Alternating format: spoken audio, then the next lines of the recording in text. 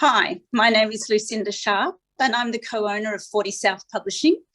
And on behalf of 40 South, Liz McQuilkin and of course Hobart Bookshop, welcome to this event. Of course, we were going to invite you all to come to a live event, but as Tasmania opened its borders and all those interstaters came in, that wasn't possible. But thanks to the wonders of modern communication, we have this opportunity digitally to celebrate Liz's new book, Unwrapping the Clouds. This is actually Liz's second book with 40 South. The first, Of Things Being Various, was a collaboration with 4 other female poets, and it was published in 2011 by 40 Degrees South. That was the old company when it was run by Warren Boyles. Since then, Liz has published a solo collection, The Nonchalant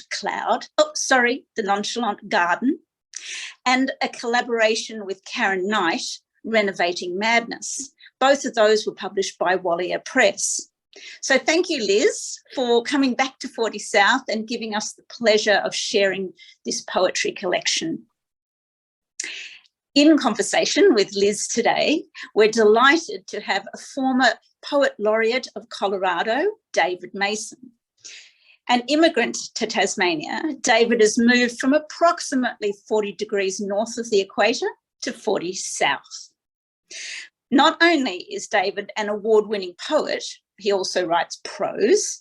He's edited poetry anthologies. He's collaborated on opera librettos, and among his many awards is a Fulbright Fellowship to Greece. David is a former teacher and says that having retired, he doesn't have to hurry, squeezing the writing in between other tasks. And he feels freer now to undertake more ambitious projects like longer fiction and dramatic works. And in his wonderful words, knowing there is time without knowing how much time changes everything. Please welcome David and Liz. Thank you.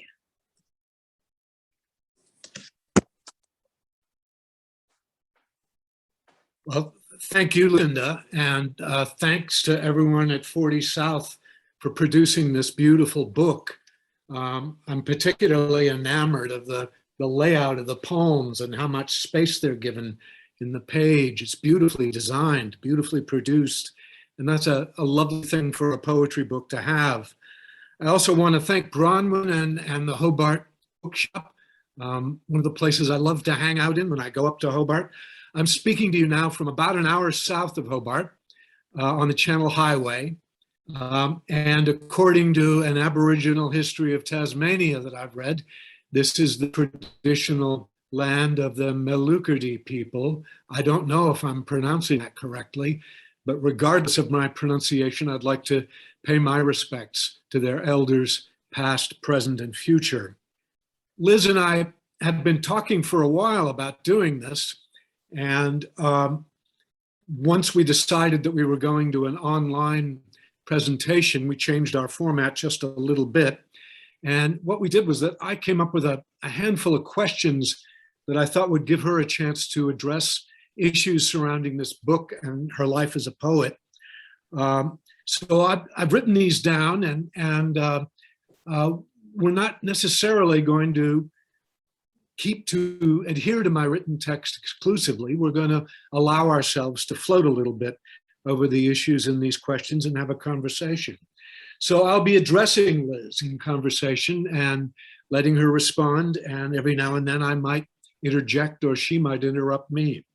In any case, to Liz, I would say, as Lucinda's already mentioned, Unwrapping Clouds is your second solo book after The Nonchalant Garden.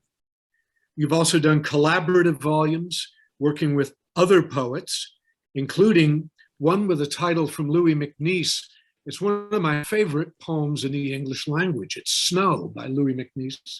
It's a passage where MacNeice says, I peel and portion a tangerine and spit the pips and feel the drunkenness of things being various. I just love that. Your collaborative collection was called Things Being Various. I wonder, Liz, if you can talk a little bit about your work as a poet in relation to community, your community of poets, but also your life as a citizen of Hobart.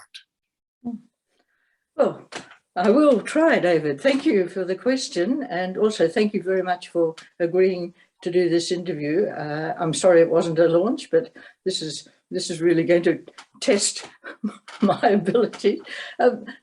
Certainly, I started writing poetry in 2006 after I retired from teaching English.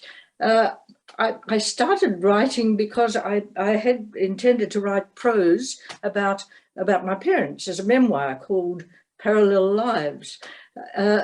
But I recognized as an English teacher that my prose was very plodding and turgid. And so I decided to join a poetry writing class. And there was one that was being run by Gina Mercer, a very well-known Tasmanian poet. And I went along to it and was inspired by Gina to continue writing. So that's how I got into poetry, almost by accident. And I've since found that, well, when I was very lucky to meet the four much more experienced poets than I have been, and we collaborated with the book that you have mentioned, and then later I collaborated with my friend Karen Knight on a rather different book, The Renovating Madness, which deals with the old asylum at Willow Court in New Norfolk, and I found that was a very interesting but quite demanding project. I've been very lucky to be involved in both Oasis, which is a group of women poets who meet once a month, and also with the seasonal poets. And that's when I first heard you reading, David, and your wife too, an evening which was very pleasant. In addition to, I guess, as a citizen of Hobart, since retiring as an English teacher, I have worked as a volunteer in the Migrant Resource Centre and with some home tutoring. And more recently, I worked as a volunteer. Once every 4 weeks, I prepare a 1 hour poetry and short story reading for print radio. This is for the visually impaired. And I have to say that that was a very rich experience in my life. And I am so impressed with what goes on at print radio. So I guess that's my role as a citizen since retiring from teaching, and also, I guess, retiring from bringing up my children. I now have grandchildren. Does that answer your question?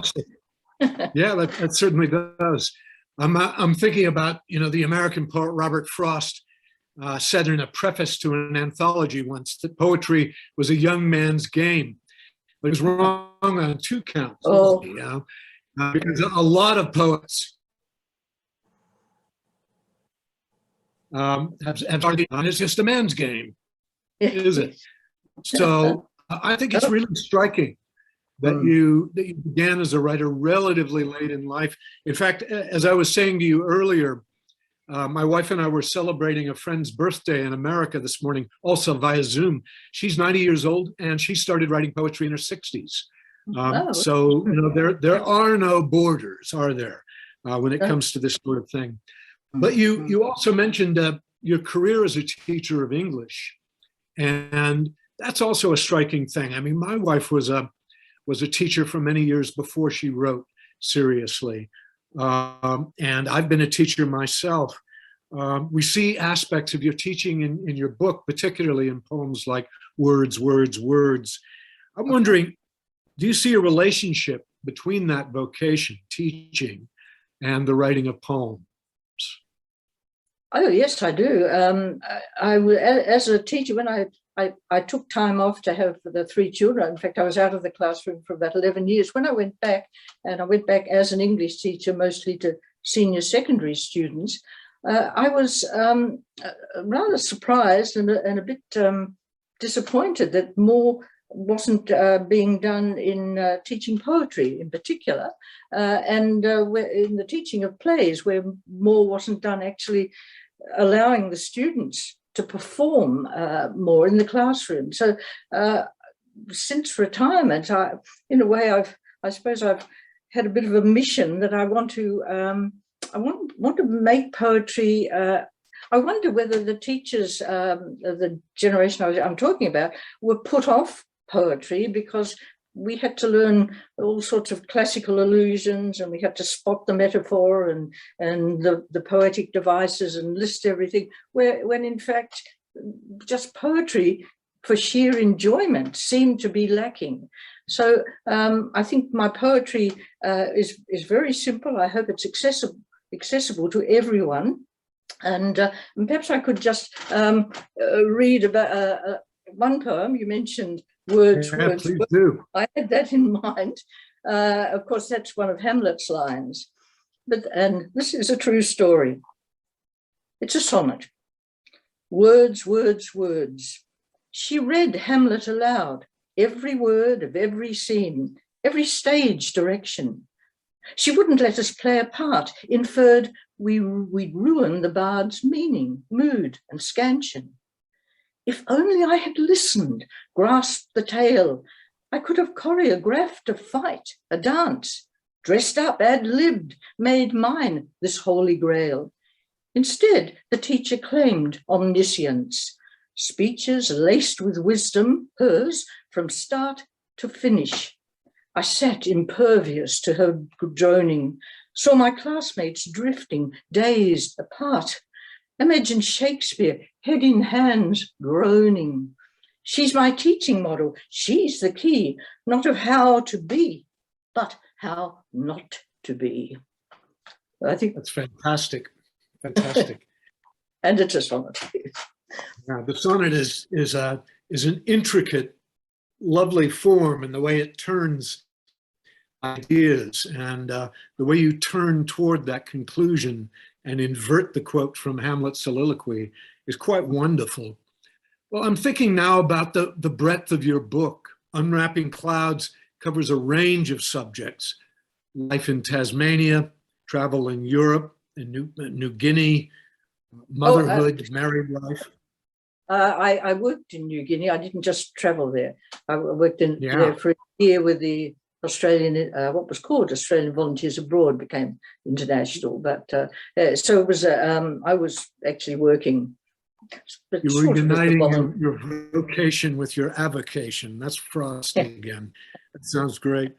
I'm also, so it's not only locations that are important in your book, but the range of subject matters. You've got character studies like The Other Grandmother and The Plumber. You've got that very, very moving sequence on your late husband's Alzheimer's. You've also written in various forms. We've just heard a sonnet. You've got villanelles, you've got a pantoum, what we call free verse for lack of a better word. How do subjects and forms come to you when you're approaching a poem? What does this tell you about what you want poetry to be, what you think poetry is, and what it ought to be doing? That's an interesting question, David. I'm not sure that I can always determine where the poem is going, although generally a free verse poem sort of speaks for itself. But no, that's not quite true. With the villanelle, I love the villanelle.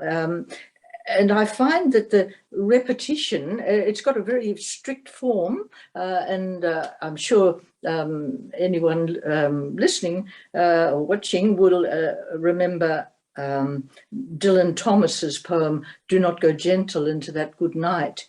That's a villanelle, and it's a beautiful villanelle. He relies heavily on repetition, where lines 1 and 3 of the first stanza are repeated through the poem in a particular way. And to me, that lends itself beautifully both to sad poems, and there's one villanelle in here called Regret, where I'm haunted by something I did, and the memory keeps coming back. And so that suits the form, I think, well.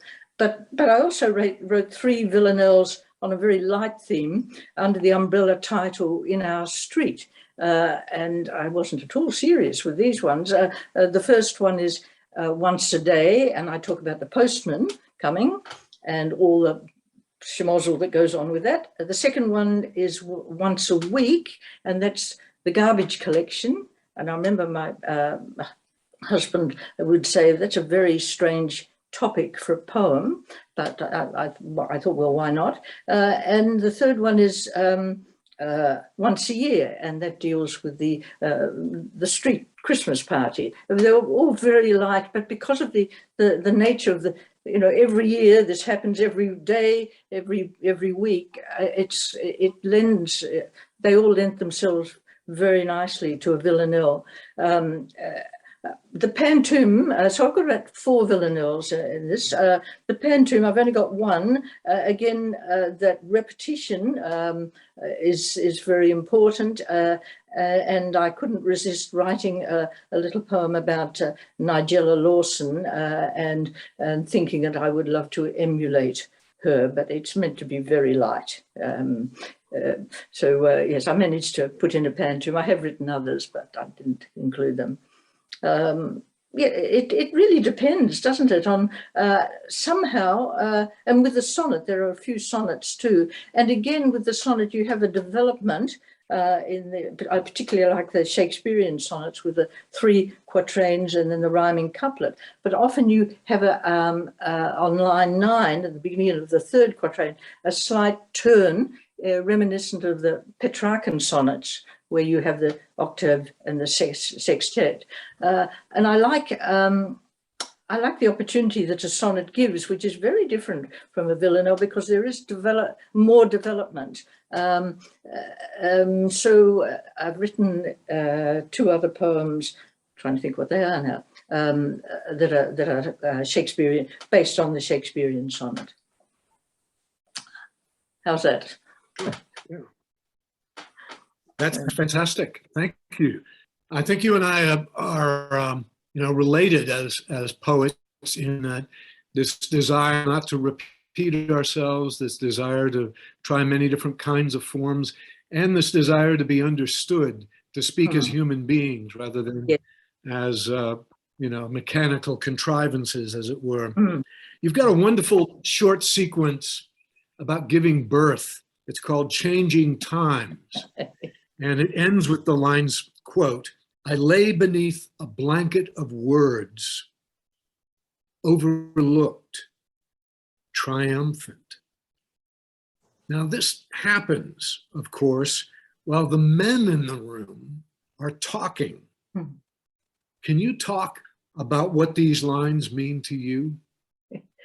Well, it was a very strange experience. The people who remember back in the 70s will remember, and particularly people my sort of age giving birth will remember the change from a very strict protocol in the delivery room to a much more relaxed one by the late 70s. And this actually happened to me. I won't go through the stages, but at the end of when baby 3 was born, my husband was sitting at, if you like, my north end, and the obstetrician was sitting at the south end, and he was stitching away and talking, and the 2 of them were talking biochemistry and all the sort of the new tests that were becoming available. And there I was, completely overlooked, with this blanket of words above me. But it didn't worry me because I was triumphant. So I quite like that last line where I'm overlooked, triumphant, because it's sort of a nice contradiction. But that's how it happened.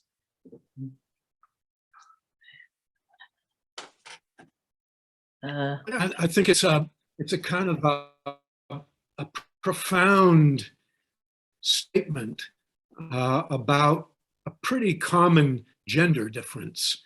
The men going like this and women producing something, as Well, it were, and doing I the don't mean work. to put it too simplistically. Yeah. Yeah. That overlay of language, that blanket of language, and yet that feeling that while you are overlooked, you've done something that these guys can't even touch. I think that's pretty marvelous. Well, as we move toward the conclusion of this conversation, I want to think again about the range of poems and subjects in this book, and I want to give you the opportunity to read another poem or two. I was struck by some vastly different kinds of poems in the book. On the one hand, early in the book, there's a poem called Directions for Trip, which seems striking for its verbal texture, just the playful way in which it uses language, the surprising way in which words are rubbing up against each other. And again, we mentioned earlier, beautiful, beautiful, called Living with Alzheimer's. And I was saying to you on the phone, Liz, I'm somebody who's has a great deal of experience living with Alzheimer's too, and I've written about it myself. And I really admire the simplicity of observation, the compassion of your observations in the way you wrote that poem. Whichever poems you would like to read, I'd like to give you tweets from the book and say something more about what those poems mean to you in terms of the range of the book and what you're trying to do, what you're trying to give to your readers. Right. Well, David, you mentioned Directions for Trip. What I wanted to do was to, I guess, relive with words one of my favorite places in the Central Highlands. And it seemed that maybe I could, I looked at the map and I thought I can describe my way in to one of these trips. And then I thought, well, if I'm just going to give directions, that's going to be rather dull. So I thought, sometimes I find difficulty finding the right word, as you might have noticed. And I thought, I know, if I can't find the right word, I'll create one. I mean, Shakespeare did it, so why can't the rest of us do it? And so, for example, when I use the word veer void, it's just a mix between veer and avoid. So you will hear it. So I've conflated some ideas, others I've just sort of made up a word that sounds as if it should work. So here's the poem, Directions for Trip, in Tasmania's Central Highlands. Strike out north, then west, trans-slicing button-grass plains. Beware the subterrate creeks. As eye-bound you footle a tussock, hazard another and another. Follow the almost path into hillops of sclerophyll. Leg loose in skyling eucalypt, your boots will snapple branches, ring doom, rock and stone. Pick up the river Gurglins on your right. Let it lead you through Banksia and Tankster tea tree to a hand-deep, swifting stream swirling on opalsome pebbles. North now, along its shore, then west, scambling a ridge. Pause to view-fest the peaks, Ossa, Cradle, the walls, Frenchman's perhaps, weather willing. Weave skirt the boulders, the gum scrub, cross-footing contours down through a garden of windled heath. Spring step on sphagnum, but veer void cushion plants, venerant ancients. Softing still west over sedge, sightlock 2 tarns on your right. Wendell the forestful hill, then drop to a black deep lake and airbed across it. You're there. In response to the poem about my husband, he died only in May, and much as I'm tempted to read it. I think probably I won't, because it's still a bit raw. However, maybe I can read a poem that is about one of our many happy memories instead. Let's find it. A very simple, short poem. The start of a perfect evening. He's not in his study, not in the family room. The dogs are eyeing their empty bowls. The cat is pacing the windowsill. The kitchen door swings wide. He enters, empties his arms of cucumbers, zucchinis, early beet, a bowl of beans, says the baby cos are almost ready, pulls from his pocket a perfect tomato, redolent with ripeness, first of the season. He opens the wine. I open the oven. The dogs are asleep in their basket. The cat curled up on her chair. I don't know whether you want another one that may involve all of us, a little poem, or will I? Why not? Why not, Liz? We have a bit of time. Go ahead. Well, you did ask where I think sort of inspirations for poems. Well, I was watching my grandchildren with my children's puppets, and I came across Kermit, a rather dilapidated Kermit. There he is. I won't try and speak through his mouth, but I thought I would just read this as a parting poem. I've called it, and this is a very early poem. This is Kermit's Smile. So much conveyed from a green sock with a hand inside, fingers controlling forehead and nose, thumb moving the generous mouth that is always smiling, even when he's worried, sad, or sock-filled with fear. Sewn-on eyes, all else moving, arms bone-free, flying out from the shoulderless, neckless body, that get-up-and-go body, once legless, now dancing through full-length films. And the smile. Is there something intrinsically Kermit we yearn to see in ourselves? Fantastic. Kermit and yearning, wonderful internal rhyme. Well, Liz, we're here to celebrate you and to celebrate this new book, which, again, 40 South has produced quite beautifully. And so it's a lovely artifact. It's a lovely thing to hold as well as to read. And I want to thank everyone at 40 South for producing this book and for everything they do to inform the world about Tasmania. And I want to thank Bronwyn and everyone at the Hobart Bookshop for making this event possible. Unwrapping Clouds is a really beautiful new book, and I hope everyone watching this podcast will look for it and will go into the Hobart Bookshop and buy it. Thanks to all, and thanks to you, Liz. Thank you, David, and Bronwyn and Lucinda. Thank you very much. Oh, can I just add one thing? The book is dedicated to my husband, Rob, and I came to writing it really, I think I said, because I couldn't read, I couldn't do anything. And so there are some poems about Rob, and he would smile if he could read them. He read every poem I ever wrote, and some are about him, and he would sort of smile and nod his head and say, "Oh dear, oh yes, all right, yes." So there was. I love that image where he opens the wine and you open the oven. Well, wonderful touches.